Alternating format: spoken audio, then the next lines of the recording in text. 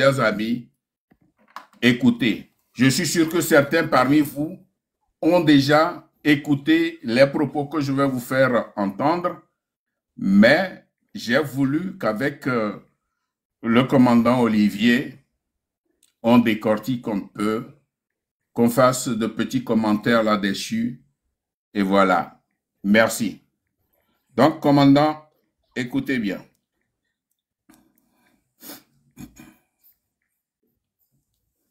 On est fatigué, on est fatigué. On est fatigué, on est fatigué. On est fatigué. On se voit, on est fatigué. Hein? Pourquoi? On est fatigué. Voilà, on est fatigué. On est fatigué. Que c'est lui qui est le chef de cette minorité-là. Que c'est lui qui tient la minorité, hein? Que c'est lui qui tient la minorité en otage. Non, on ne peut pas se taire. Maintenant, regardez, M. Pachanya Simbe, son demi-frère, est en prison. Moi, j'avais supporté fort par rapport à Pacha. Je dis que non, Pacha exagère. Il faudrait venir en même temps encore faire un mandat. Il veut qu'il parte. Pacha est trop mauvais, quoi. Hein? On peut être mauvais comme ça. Un gars vient et son propre frère, il veut le traiter comme ça. Si quoi, Pacha le connaissait mieux que nous. Ils ont grandi ensemble. Donc il sait quel genre de personne il est. C'est pourquoi il a pensé à le désactiver.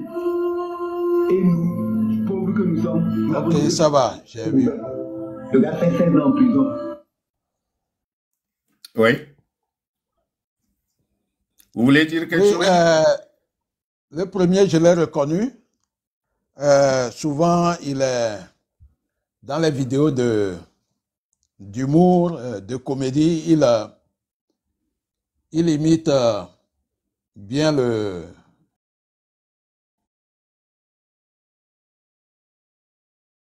Elle est intombable, je pense. Oui, général intombable. Intombable. Oui, bon, vous l'avez. Oui. Je l'ai écouté. Oui. En fait, vous savez, c'est des jeunes qui sont au milieu du peuple. Mm-hmm. Et les gens connaissent leur communauté. Si eux, ils disent qu'ils sont fatigués, cela dénote de la frustration que tous ces jeunes-là ont vis-à-vis de celui qui dirige le pays. Il s'est exprimé. On est fatigué là, ça veut tout dire. Cela veut dire qu'ils n'ont pas de boulot. Ils n'ont pas de boulot. Commandant, justement, il a dit qu'on est fatigué, mais il n'a pas appelé le nom de Faure, il n'a pas dit à qui il fait allusion. Il a simplement dit on est fatigué. Bon, nous connaissons le contexte. Je connais ce qui se passe au Togo. Voilà. Il ne peut pas se lever comme ça et dire c'est parce qu'il en a marre. Il est fatigué de qui? De quoi? C'est toujours la peur et la terreur que les gens là ont tellement semé. C'est ce qui empêche les jeunes de mieux s'exprimer, de donner les détails. Donc, il a dit seulement, nous sommes fatigués. Si demain, on le prend, il peut se défendre. Oui. Voilà, il n'a appelé le nom de personne. C'est à nous de comprendre qu'il est en train de s'adresser au régime qui gouverne le pays. Aujourd'hui, tous, ils sont déçus. Tous les jeunes, après 20 ans de règne, de Faure Gnassingbé, c'est normal que les jeunes aujourd'hui disent cela. Qu'est-ce qui a changé dans notre pays? Nous sommes partis il y a longtemps, mais nous avons les yeux dans le pays. Qu'est-ce qui a changé chez les jeunes? Est-ce qu'il y a du boulot? Non, il n'y en a pas.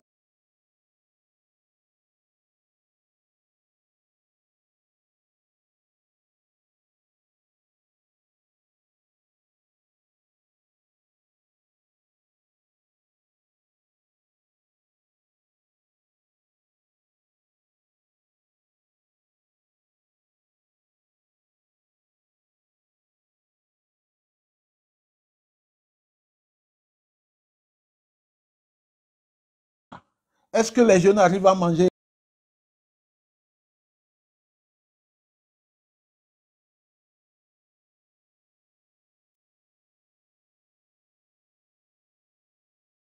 ont appris du boulot. Ils sont dans les pays limitrophes. C'est eux qui développent ces pays-là.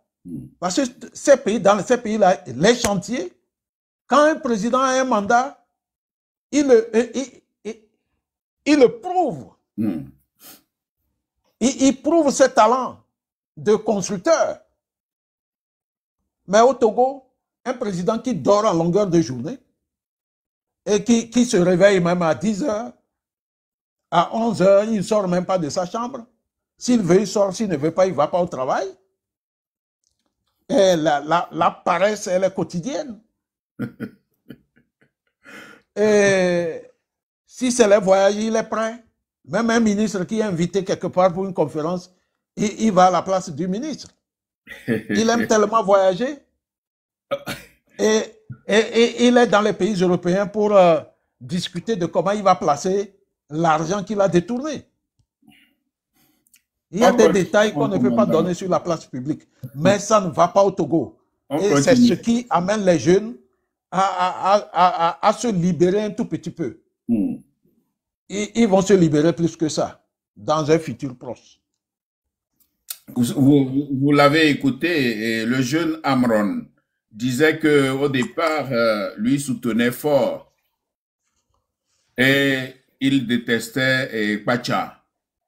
Mais au fil du temps, il se rend compte que Fort est le plus mauvais. Voyez, donc on va continuer.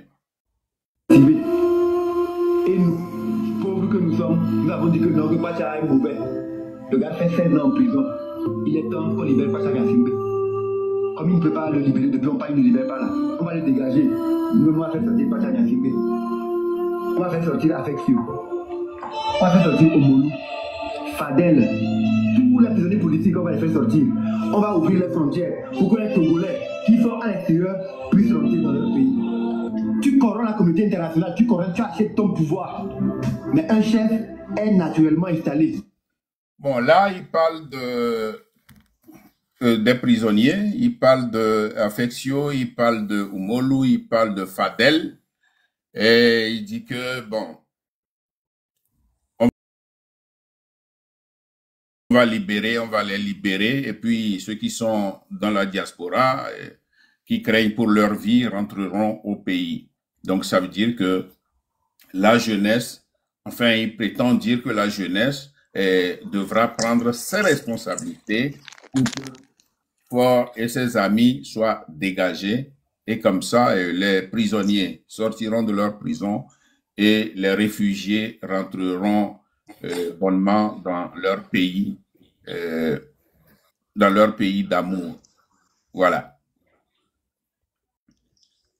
Vous savez, j'ai un ami prêtre qui était rentré au Togo pour les funérailles de Monseigneur Bariga. Oui. Il a rencontré un évêque congolais qui a, en ce moment-là, cet évêque fut reçu par M. Fort Gnassingbé.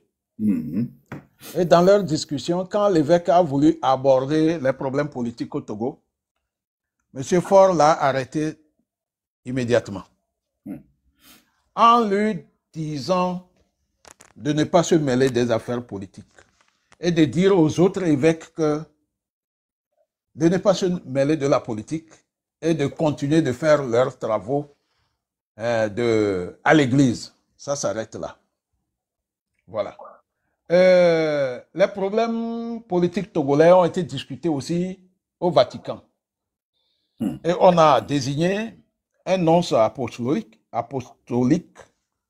de l'appeler. Comme Fort Gnassingbé connaissait le sujet, oui. Le nonce apostolique l'a appelé en vain pendant plus d'une semaine. M. Fort Gnassingbé a refusé de le recevoir. Les Togolais doivent comprendre que celui-là, on doit chercher une grue pour venir le sortir de là. On doit chercher des grues. Les grues, c'est quoi? C'est nous. C'est la jeunesse. C'est les Togolais. on doit le forcer à partir. Sinon, le Togo n'avancera pas. Il a fait 20 ans, il n'a rien fait. Même on lui donne 100 ans, il ne fera rien. Voilà. Monsieur Amoron, que j'admire beaucoup, c'est un jeune qui est monté, il a du feu dans les pieds. C'est ce qu'on appelle garçon. Voilà. Je l'ai encouragé parce que, vous savez, quand tu es de cette communauté comme nous et tu prends la parole librement, ça secoue